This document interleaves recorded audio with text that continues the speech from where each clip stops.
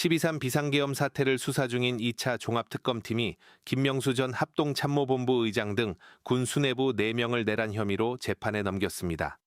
종합특검은 2일 김 전 의장을 내란 중요임무 종사와 부하범죄 부진정 혐의로 불구속 기소했다고 밝혔습니다. 함께 구속 상태로 수사를 받아온 정진팔 전 합참 차장, 이재식 전 합참 전비 태세검열과장, 김응준 전 육군본부 정책실장도 내란 중요임무 종사 혐의로 기소됐습니다. 특검은 이들이 지난해 12월 3일 비상계엄 선포 당시 합동참모본부 지휘통제실에서 계엄군의 국회 출동 상황을 지켜보면서도 계엄사령부 구성 등 계엄 실행 과정에 관여한 것으로 보고 있습니다. 특히 군령권을 가진 김 전 의장이 비상계엄과 국회 군투입의 위법성을 인지하고도 이를 막거나 적절한 조치를 취하지 않아 내란 실행에 중요한 역할을 했다고 특검은 판단했습니다. 이번 기소로 비상계엄 당시 군 지휘부의 역할과 책임에 대한 법원의 본격적인 판단이 이루어질 전망입니다. 예, 합참의장님. 예. 몇 가지 한번 여쭤볼게요. 그 국군조직법 구조에 따르면 합참의장은 국방장관의 군령보좌 작전부대에 대한 지휘권이 있죠. 네. 그리고 합참에는 계엄과가 있죠. 네. 평소 훈련하고 준비를 합니까?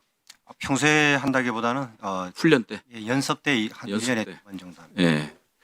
계엄도 군령보좌의 일환입니까? 계엄 훈련, 연습과 관련된 거. 군령의 보좌라기보다는 계엄법하고 이번에 봤을 때는 지휘권하고는 완전히 지휘 관계가 개선이 형성이 안 된다 이렇게 볼 수 있습니다. 개선이 안 되는데 왜 합참에서 하죠?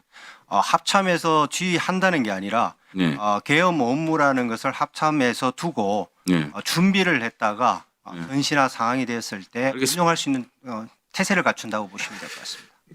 지난번에 의장님께서 군사작전은 절대로 조사나 수사의 개념이 아니라 지휘관의 판단과 결심 영역이다라고 말씀하셨어요. 계엄군이 이제 국회 들어오고 그 다음에 이제 선관위로 들어가는 게 군사작전에 해당됩니까? 안 됩니까? 이 계엄 활동을 군사 작전이라고 할 것이냐 안 할 거냐 봤을 때는 국군조직법하고 계엄법에 봤을 때는 네. 좀 분리되어 있다 이렇게 보는 게 적절할 걸로 평가합니다. 알겠습니다. 지난 1월 14일 날 이 자리에서 수방사 특전사의 작전 지휘권을 계함사로 인계할 때는 법령의 절차에 의해 장관님과 통수권자의 승인을 받아 인계할 수 있다라고 말씀하셨고요.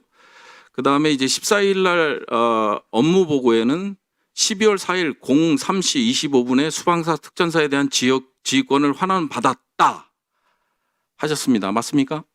인계하는 문제는 아니 맞습니까? 그때 하신 앞부분은 제가 정확하게 모르겠고 뒤에 환원받았다는 맞습니다. 예, 제가 이제 앞부분은 의장님이 하신 말씀을 그대로 녹취를 보고 그대로 적어서 왔습니다.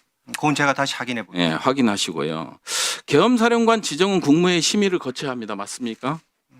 법적 절차는 그렇게 통하는 걸로 예, 예. 국무회의 심의를 거치지 않았습니다. 그러면 계엄사령관 지정이 무효가 되는 거죠. 그러면 의장께서는 지휘권을 4일 03시 25분에 수방사 특전사에 대한 지휘권을 환원받았다고 했는데 지휘권은 언제 인계하셨습니까? 법적 절차에 따라서? 인계했다기보다는 이 문제는 제가 들어왔을 때 지휘가 되고 있는 상태였기 때문에 아니 그러면 이게 합참에서 인계를 하는 겁니다. 작전 지휘권을. 그렇게 보는 것보다는 아니 말씀하시면은 제가 다 아니, 제가 같은 말씀을 두 번 드리는데요. 의장님께서 수방사, 특전사의 작전 지휘권을 계엄사로 인계할 때는 법령의 절차에 의해 장관님이나 통수권자의 승인을 받아 인계할 수 있다. 와본이 이루어지고 있었다. 그러면 합참의장의 건의에 의해서 인계할 수 있는 거 아닙니까? 근데 이걸 안 한 거잖아요. 그건 맞죠? 합참의장님은 인계를 안 하셨죠. 수방사와 특전사에 대한 작전 지휘권. 지휘권을 인계를 한다. 누구한테 인계를 지금 말씀하시는 겁니까? 아니 본인께서 말씀하셨어요. 그러니까 제가 지휘권을 장관님한테 인계한다는 장관님이나 통수권자의 승인을 받아 인계할 수 있다. 어찌 됐든 계엄군이 지정이 안 되면 작전 지휘권은 합참에 있는 거 아니에요. 말씀하시면 제가 종합해서 한번 말씀을 드릴게요. 예. 근데 인계도 안 한 거를 환원받았다고 해요. 이게 말이 되지 않다고 보여지고요. 인계 안 한 걸 환원받았다라는 게 어디 말이 됩니까? 그리고 합참이 작전 지휘권을 갖고 있는데, 수방사와 특전사에 대한 작전 지휘권을 갖고 있는데, 그럼 국회나 선관위에서 지금 군사 작전들을 하고 있는 거 아닙니까? 계엄사와 관련된 국무회의 심의도 없었고 계엄사령관 지정도 없었고, 그런 상황이면 합참의 통제하에 두는 게 맞죠. 그러면 늦게 알았어라도 절차를 밟든가, 이건 잘못됐습니다, 건의하는 게 맞는 게 아니냐. 그게 군사일 일이잖아요. 그럼 그런 책임을 지서야 하는 게 아닌가 하는 말씀을 드리고요.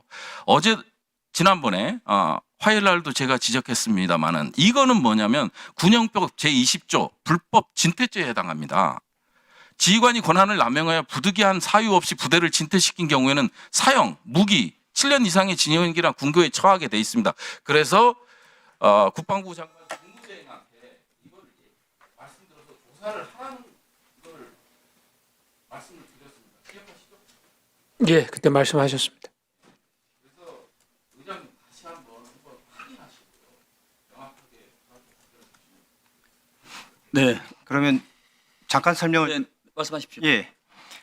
이 지휘권 관계의 문제가 저희들도 뭐 참모들하고 좀 법무실장하고 전체 얘기를 했습니다. 뭐냐면은 계엄에 대한 지휘권은 엄격히 분리되어 있습니다. 계엄의 지휘권과 그다음에 작전 지휘권은 저는 국방부 장관님의 군령권을 보좌해서 지휘하게 되어 있는데, 일단 지금 상황이 발생했을 때 수방사와 특전사가 계엄사의 통제하에 있었고, 그것이 진행되는 상태에서 사실은 저희들이 정확하게 파악을 못하고 있었습니다. 그거는 뭐 인정을 합니다. 상황 파악을 못했고, 저희들은 일단 대북 작전의 경계태세에 집중해서 들어갔고, 그 이후에 1시에 국회에서 일단 계엄 해제의 안이 통과된 이후에 대통령이 왔다 가시고 그러면서 부대에 대한 통제권이 애매한 상태가 되어 있는 상태입니다. 법령적인 문제를 떠나서 제가 판단할 때는, 그러면 이 부대가 철수해서 들어가는 부대를 과연 누가 지금 지휘를 해야 될 것이냐.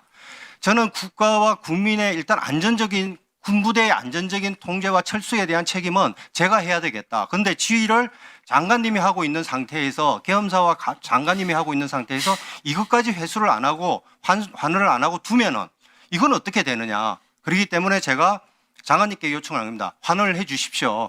제가 지휘를 해야 안전하게 철수를 시키겠습니다. 그래서 가시면서 지휘해서 안전하게 철수시켜라 해서 제가 수방사와 특전사에 대해서 복귀와 대한 보고를 제가 받은 겁니다. 이게 법령적인 문제를 존경하는 부승찬 의원님이 말씀하시는데, 우리도 이것을 따져보면서 그렇다면 넘어가고 했을 때 계엄사로 넘어가고 하는 이 부분은 과연 어떻게 되느냐. 통수권과 장관님의 군령권을 다 가지고 있는 상태에서 작동이 되고 있는 상태에서 이 법령적인 부분이 상당히 어렵고 애매한 부분이 있다. 예규상으로 따진다면은 뭐 제가 이런 명령을 받았습니다. 그래서 이렇게 갑니다 하는 것이 맞을 수 있습니다. 하지만은 이게 차원이 넘어선 군령권과 위로 갔기 때문에 이 부분은 저희들도 살펴보고 있으면서 이런 부분들은 앞으로 좀 더 보완시켜야 될 부분이다. 지금까지는 계엄과 지휘권을 제가 동시에 가지고 연습을 항상 해왔는데, 사실은 이게 이제 분리되어 있는 상태를 저도 처음 경험을 하면서